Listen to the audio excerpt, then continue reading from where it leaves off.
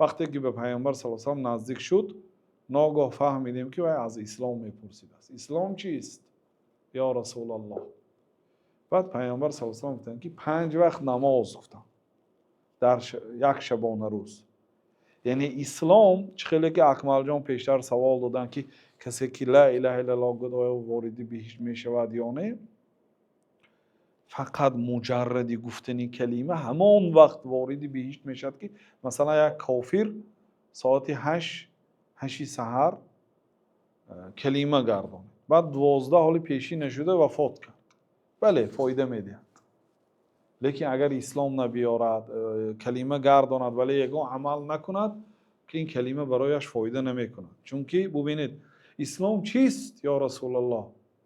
پیامبر صلی الله علیه و سلم که 5 صلوات 5 وقت نماز در یک شبانه روز گفتن. هل علی غیرها یا رسول الله برای من غیر این 5 وقت نماز بود دیگه نماز فرض است؟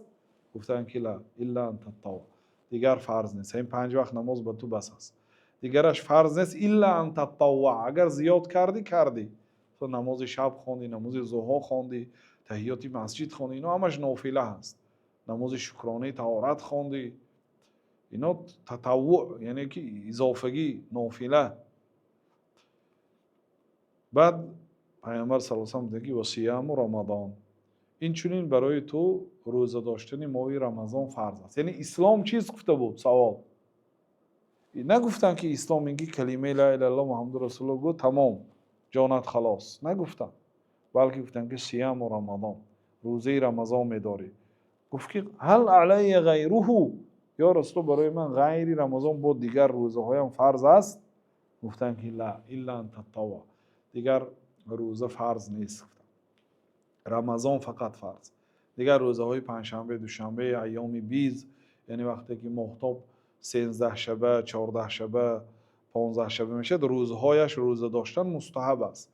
کسی 3 روز روزه میداره در یک ماه، الله تعالی به هر یک روزش 10 روزی مینویسد در نزد خودش، 30 روز حساب میشه. اگر کسی که هر روز هر ماه 3 روز روزه دارد گویا که سالش 12 ماه روزه داشته در نزد الله تعالی. این فضل و کرم الله تعالی است، این فرض نیست، دیگه کسی دارد خوشا به حالش. بنابراین میگن که لا روزه دیگه به تو فرض نیست الا ان تطوع، که میتوانی که نافله داری، پنجشنبه دوشنبه روزه داری، ایام عاشورا روزه داری، ایام عرفه روزه داری، خیلی که ما اینا در دیگر صحبت ها بیان کرده هستیم. بعد پیامبر صلی الله علیه و سلم تنکی و ذکر له رسول الله صلی الله علیه و سلم زکات، پیامبر صلی الله علیه و سلم برای او زکات را ذکر کرد. بعد گفت که هل علی غیرها، برای من غیر زکات دیگه با مال فرض است؟ گفتن که لا الا ان تطوع، نه گفتن غیر زکات دیگه صدقه برای تو فرض نیست، میتوانی لیکن تطوع نافلتن خیر و سخاوت کنی، یعنی غیر زکاتت با میتوانی پول براری خیر کنی، لیکن اونش فرض نیست. گفتن قال فادبر الرجل وهو یقول، مرد قفا گردانید، یعنی به شهرش رهسپار شد، و هو یقول، حالا که او میگفت والله لا ازید علی هذا ولا انقص، قسم به نام الله تعالی زیادم نمیکنم کمم نمیکنم از آن چیزی که گفتند به من، کم نمیکنم و زیاد نمیکنم. قال رسول الله صلی الله علیه و سلم افلح این صدق، پیامبر صلی الله علیه و سلم گفت که افلح این صدق، نجات یافت اگر راست گفته باشد. گفتن ببینید برادرای عزیز، نجات یافت اگر راست گفته باشد، یعنی اگر راست نگفته باشد نجات نیافت. مفهوم مخالفش این است که کدام آدمی که این عملها را اجرا نکند نجات نمییابد. یعنی کسی نماز نمیخواند، روزه نمیدارد، زکات نمیدهد، اون نجات نمییابد. چون که پیامبر صلی الله علیه و سلم میگه نجات یافت اگر راست گفته باشد. و این حدیث امام بخاری رحمت الله در کتاب ایمان آوردن، دلالت میکند که زکات از ایمان است.